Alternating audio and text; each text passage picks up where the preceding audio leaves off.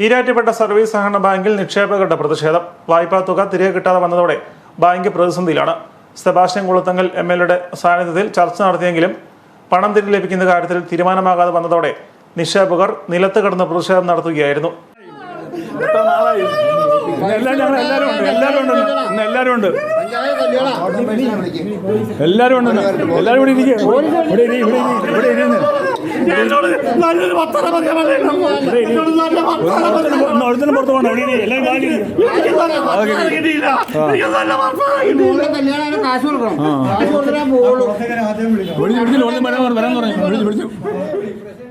ലക്ഷക്കണക്കിന് രൂപയാണ് നിക്ഷേപകർക്ക് തിരികെ ലഭിക്കാനുള്ളത്.